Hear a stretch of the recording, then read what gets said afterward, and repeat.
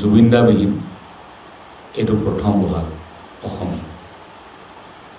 প্ৰতিখন মঞ্চত জুবিনদাৰ অভাৱ প্ৰত্যেকজন অসমীয়াই এবাৰ অনুভৱ কৰিব আৰু এটা দুখ সকলোৰে মনত থাকি যাব। গতিকে এই অভাৱ আৰু এই দুখ অকণমান পাতলাব পাৰি নেকি, তাৰ বাবে আমি অশেষ কষ্ট কৰিম। আজিৰ পৰা 20 বছৰ আগৰ জুবিন গাৰ্গজনৰ মঞ্চ পৰিৱেশনে, জুবিন গাৰ্গজনৰ পাব্লিক ৰিলেশ্যন, এই আটাইবোৰ দিশ সামৰি 5টা এপিছ'ডৰ এখন ৱেব ছিৰিজ নিৰ্মাণ কৰি উলিয়াইছোঁ। এই ৱেব ছিৰিজখনৰ নাম জুবিন মানসৰ যাত্ৰা। 2004 আৰু 5 বৰ্ষত শদিয়াৰ পৰা ধুবুৰীলৈকে জুবিনদা আৰু আমাৰ গোটেই দলটিয়ে যি যাত্ৰা কৰিছিলোঁ, সেই যাত্ৰাৰ মঞ্চ আৰু মঞ্চৰ আঁৰৰ বিভিন্ন ঘটনা পৰিঘটনাক সামৰি এই ৱেব ছিৰিজখন নিৰ্মাণ কৰা হৈছে। এই ৱেব ছিৰিজখনৰ জৰিয়তে আজিৰ পৰা 20 বছৰ আগৰ জুবিন গাৰ্গ ডাঙৰীয়াৰ সেই সফল ডেকা বয়সৰ নিখুঁত ঐশ্বৰিক কণ্ঠস্বৰৰ সাক্ষী হ'ব পাৰিব অসমবাসী ৰাইজ। এই ৱেব ছিৰিজখন প্ৰত্যক্ষ কৰি সেই সহজ সৰল জুবিন গাৰ্গজনক লগ পাব পাৰিব অসমবাসী ৰাইজে।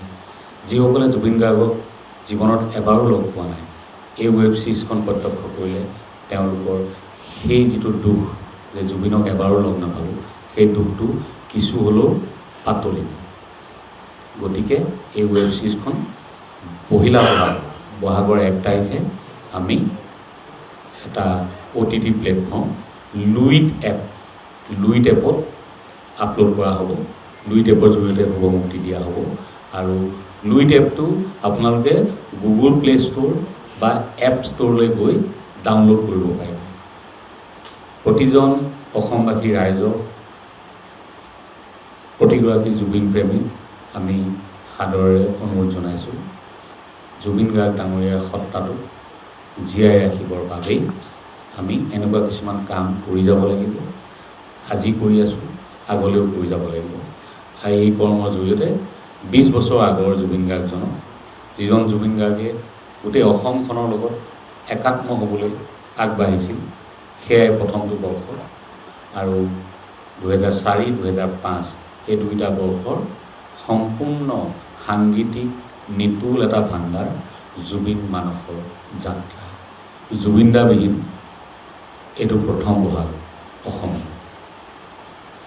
প্ৰতিখন মঞ্চত জুবিনদাৰ অভাৱ প্ৰত্যেকজন অসমীয়াই এবাৰ অনুভৱ কৰিব আৰু এটা দুখ সকলোৰে মনত থাকি যাব। গতিকে এই অভাৱ আৰু এই দুখ অকণমান পাতলাব পাৰি নেকি,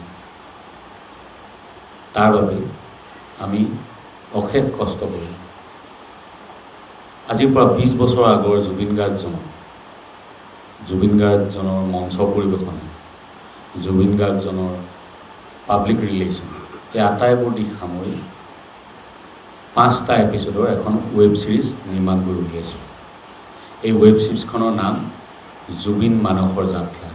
2004 আৰু 5 বৰ্ষত শদিয়াৰ পৰা ধুবুৰীলৈকে জুবিনদা আৰু আমাৰ গোটেই দলটিয়ে যি যাত্ৰা কৰিছিলোঁ, সেই যাত্ৰাৰ মঞ্চ আৰু মঞ্চৰ আঁৰৰ বিভিন্ন ঘটনা পৰিঘটনাক সামৰি এই ৱেব ছিৰিজখন নিৰ্মাণ কৰা হৈছে। এই ৱেব ছিৰিজখনৰ জৰিয়তে আজিৰ পৰা 20 বছৰ আগৰ জুবিন গাৰ্গ ডাঙৰীয়াৰ সেই সফল ডেকা বয়সৰ নিখুঁত ঐশ্বৰিক কণ্ঠস্বৰৰ সাক্ষী হ'ব পাৰিব অসমবাসী ৰাইজ। এই ৱেব ছিৰিজখন প্ৰত্যক্ষ কৰি সেই সহজ সৰল জুবিন গাৰ্গজনক লগ পাব পাৰিব অসমবাসী ৰাইজে। যিসকলে জুবিন গাৰ্গক জীৱনত এবাৰো লগ পোৱা নাই, এই ৱেব ছিৰিজখন প্ৰত্যক্ষ কৰিলে তেওঁলোকৰ সেই যিটো দুখ যে জুবিনক এবাৰো লগ নাপালোঁ, সেই দুখটো কিছু হ'লেও পাতলিব। গতিকে এই ৱেব ছিৰিজখন পহিলা বহাগৰ 1 তাৰিখে আমি এটা OTT প্লেটফৰ্ম লুইট এপত আপলোড কৰা হ'ব। লুইট এপৰ জৰিয়তে হ'ব মুক্তি দিয়া হ'ব আৰু লুইট এপটো আপোনালোকে গুগল প্লে ষ্ট'ৰ বা এপ ষ্ট'ৰলৈ গৈ ডাউনলোড কৰিব পাৰিব। প্ৰতিজন অসমবাসী ৰাইজক, প্ৰতিগৰাকী জুবিন প্ৰেমী আমি সাদৰেৰে অনুৰোধ জনাইছোঁ, জুবিন গাৰ্গ ডাঙৰীয়াৰ সত্তাটো জীয়াই ৰাখিবৰ বাবেই আমি এনেকুৱা কিছুমান কাম কৰি যাব লাগিব। আজি কৰি আছোঁ, আগলৈও কৰি যাব লাগিব।